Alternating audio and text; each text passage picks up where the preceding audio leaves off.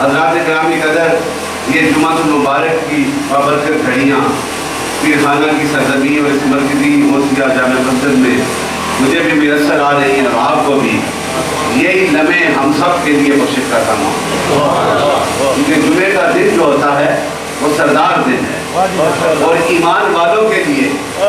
جن کے سینے حضور کے عشق سے آباد ہوتے ہیں، حضور سے وفا کرتے ہیں، نبی رحمت کے ذکر میں مست ہوتے ہیں اور نبی کی اداؤں کی خاطر اپنی جانوں کے نذرانے بھی پیش کر دیتے ہیں،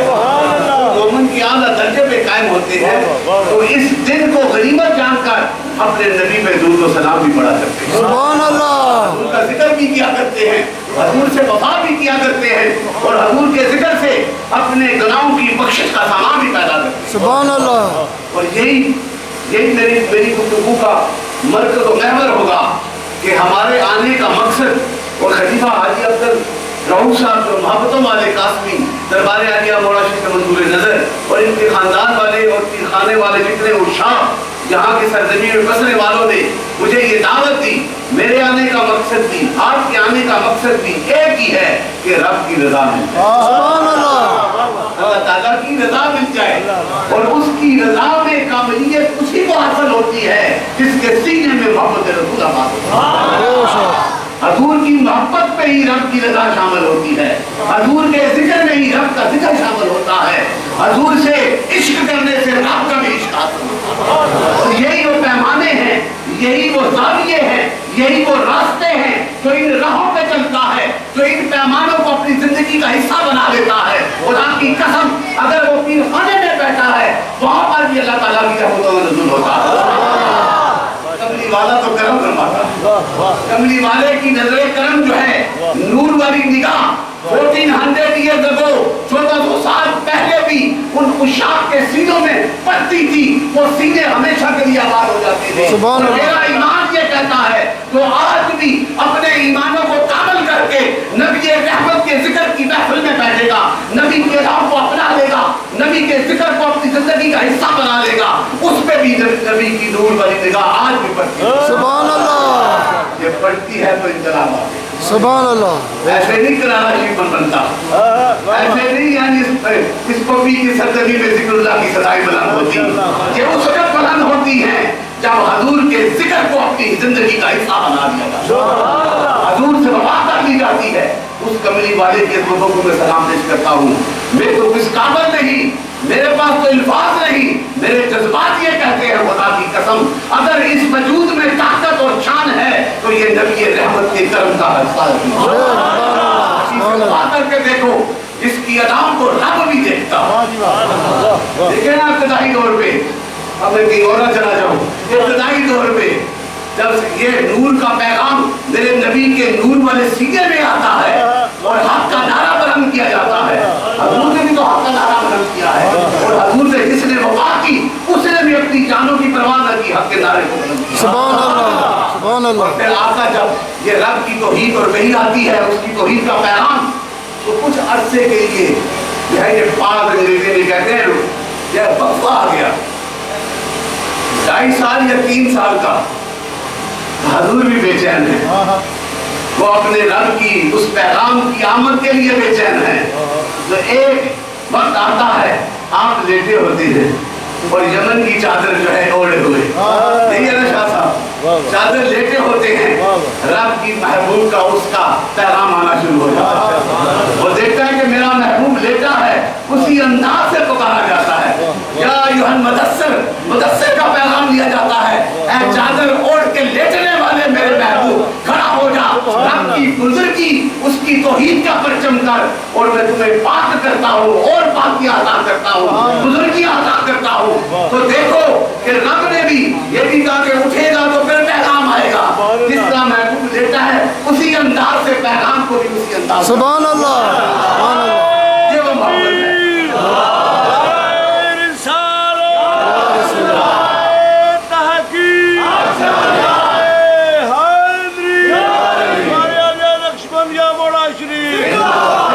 رب کے ذکر کو لے کر سرکار اٹھتے ہیں،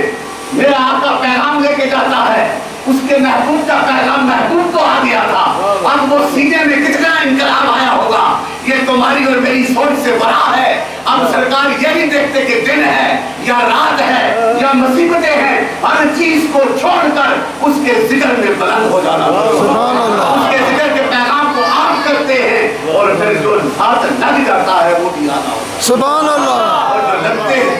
ان میں ابو بکر صدیق ہوتے ہیں، سبحان اللہ، اس میں عمر فاروق ہوتے ہیں، اس میں عثمان غنی ہوتے ہیں، اس میں علی شیر خدا ہوتے ہیں، اور وہ جو لگ جاتے ہیں پھر وہ دنیا کی آسائشوں کو چھوڑ دیتے ہیں، دنیا کی محبتوں اور لذتوں کو چھوڑ دیتے ہیں، اگر لگاتے ہیں تو عشق رسول کو سیدھے سبحان اللہ، ان کی محبت کو لگاتے ہیں، اس صداقت والے نعرے کو لگاتے ہیں، اس حق کے پیغام کو لگاتے ہیں، اس رب کے توحید کے ذکر کو بیان کرتے ہیں، اور پھر دیکھو میرے دوستو اس مکہ کی سرزمین میں جب میرے آقا اس علم کو بلند کرتے ہیں اور مدینے تک یہ پیغام جاتا ہے اور مدینے سے نکلتا ہے تو کائنات کے سارے کونوں پہ چھا جاتا ہے۔ سبحان اللہ، ظاہری طور پہ پردہ کرتے ہیں لیکن اس حق کے نعرے کو بلند کرنے والا ابو بکر صدیق کھڑا ہوتا ہے، سبحان اللہ، جھنڈے کو سیدنا ابو بکر صدیق قائم کرتے ہیں، ان کے جانے کے بعد عمر فاروق اٹھا دیتے ہیں، ان کے جانے کے بعد سر کرتا ہوں سیدنا عثمان غنی اٹھا دیتے ہیں، اور ان کے جانے کے بعد علی شیر خدا کے ہاتھ میں آ جاتا ہے۔ یہ خلافت کا جھنڈا،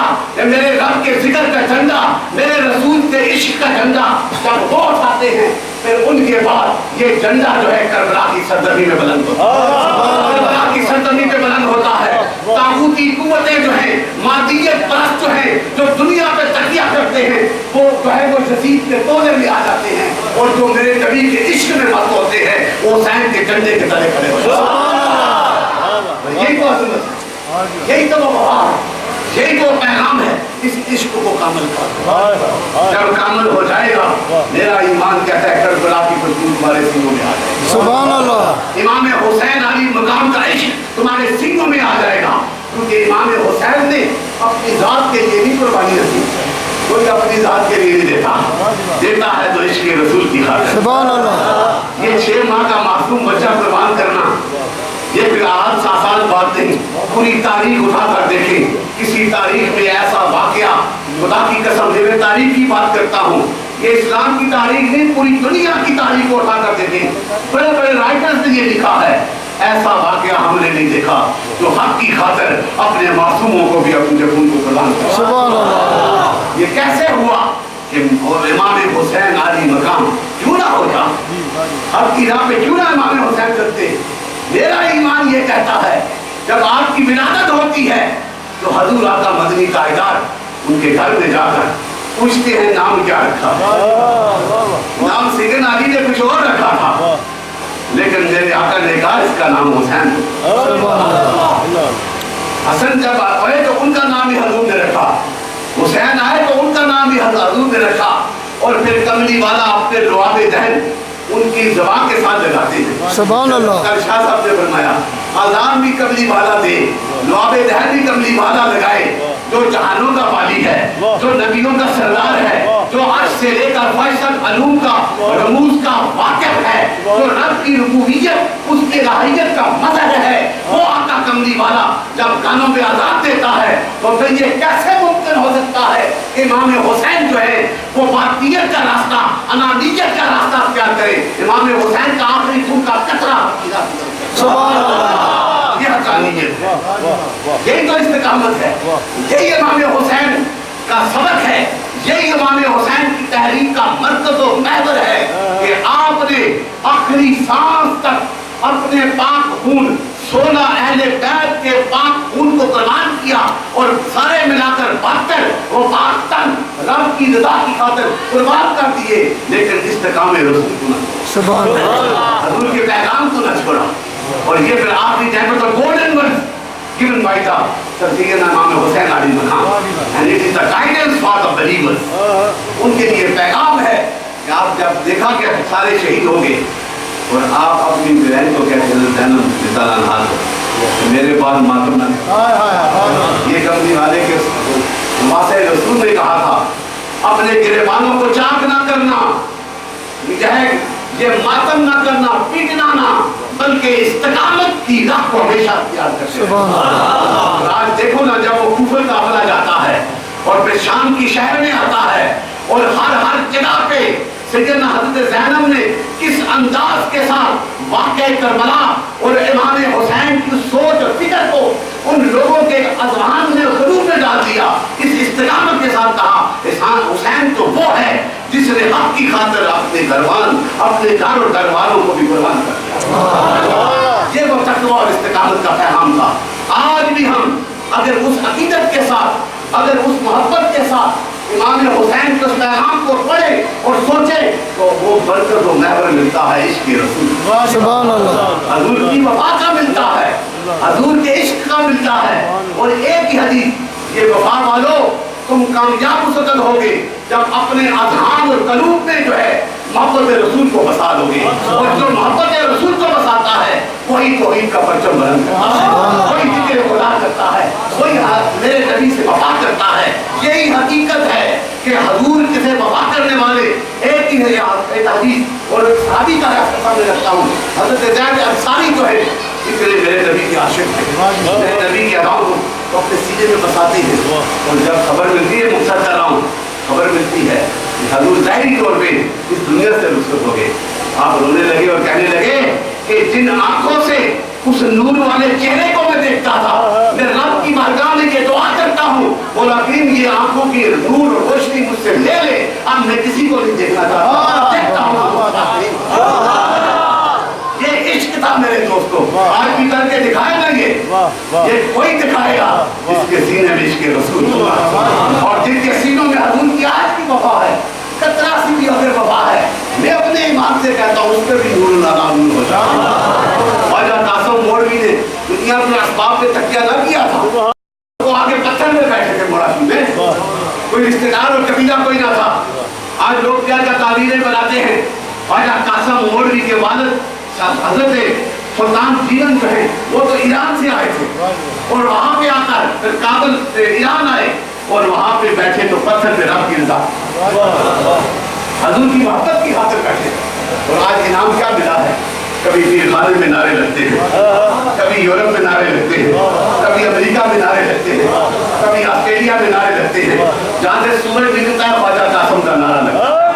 जहाँ सूरज जाता है ख्वाजा कासिम का नारा लगता है। अगर ख्वाजा कासिम को ये इनाम मिलता है तो उसका मरकज़ तो महवर यही है, वो इश्क़ रसूल का मरकज़।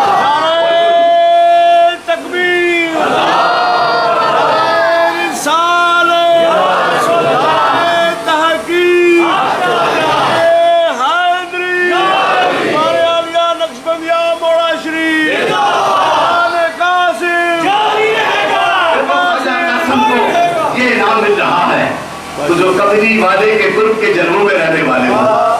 जो सुबह शाम अपने सर की आंखों से नूर वाले चेहरे को देखने वाले हो, जिनके मुंह पे मेरे आका का जवाब दहन पड़ा हो, जिनको सरकार ने अपने कंधों में बैठाया हो, जिनकी खातिर खुतबे को छोड़कर सरकार ने अपने पास बुलाया हो, उनकी शान अज़मत क्या होगी, उनके इश्क का क्या पैमाना होगा। ये हमारी सोच से बड़ा है। आज की वफा कर लो, अपने ईमानों को कामिल कर लो, ये नमाजों का फैज़ फिर मिलेगा जब सीना इश्क़ रसूल से आवाज हो जाएगा। अपने सीनों को पाक कर लो, बुग़्ज़ से दूर कर लो, हसद से दूर कर लो और इन सोचों को हटा दो जो ये सोचें कहती हैं कि नबी का इल्म कितना है। खुदा की कसम तुम्हारी और मेरी सोचें महदूद है। मेरे नबी का इश्क, मेरे नबी का इल्म,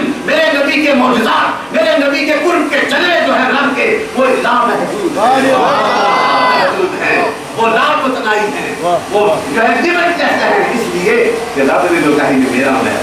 जिसकी अदाओं को रब कुरान की जीनत बनाता है, जिसके चलने को कुरान की जीनत बनाता है, जिसके बैठने को कुरान ने उसकी जीनत बनाता है, जिसकी गुफ्तगू कुरान में जीनत बनती है, जिसके चेहरे और मुख्तलिफ किरदार को कुरान की जीनत बनाता है, जिसको तुम और हम पढ़ते हैं, फिर उस नबी की शान क्या कि तुम्हारी और मेरी सोच से बड़ा है, उसे नबी से वफा कर लो। यही मेरा मैसेज है, यही ईमान का तकाज़ा है कि हजूर से वफा करो, हजूर के जिक्र में मस्त हो जाओ। और हजूर का जिक्र यही है जो पैगाम दिया कि नमाजों को कायम करो, पैगाम दिया रब की तौहीद को बुलंद करो, पैगाम दिया वो वहदहू ला शरीक है, पैगाम दिया उस कोई अता करने वाला है, लेकिन रास्ता यही है वो तेरे रसूल का रास्ता। हजूर के दर से वफा करो, फिर कितना गर्म होता है, ये तुम्हारी और मेरी सोच से बड़ा है। दुआ करें हमें भी ये मोहब्बतें नसीब फरमाए, इस पीर खाने वाले घर के जितने भी घर वाले हैं और दूर दराज से आए, इन तमाम पे करम फरमा दे। और मौला करीम आपके और मेरे सीनों को हजूर की मोहब्बतों से आबाद फरमा दे, नबी की वफा से आबाद फरमा दे, नबी की आल से वफा फरमा दे, नबी के सहाबा इकराम अज़मतों वाले सितारे चमकते हुए और नबी के गुलाम औलिया कामिलीन इनके दामनों से वफ़ा फरमा दे। मौला करीम इस मोहब्बत के सदके जितने भी आए और जिन जो नहीं आ सके सब पे करम फरमा। हाजी साहब, हाजी अनवर साहब बड़े प्यारे साथी हैं, मुझसे वफा करने वाले, अल्लाह ताला इन पे करम फरमाए। राजा हबीब साहब दिन रात खिदमतों में रहते हैं, चौधरी साहब ये खड़ा है मेरे दिन रात, खुदा इन तमाम पे करम फरमाए, जो बैठे उन पे भी करम फरमाए, और ये स्पेशली नौजवान आए हैं इन पे भी करम फरमा दे, इनकी सोचों को हजूर के सर की तरफ लगा दे। अस्सलामु अलैकुम।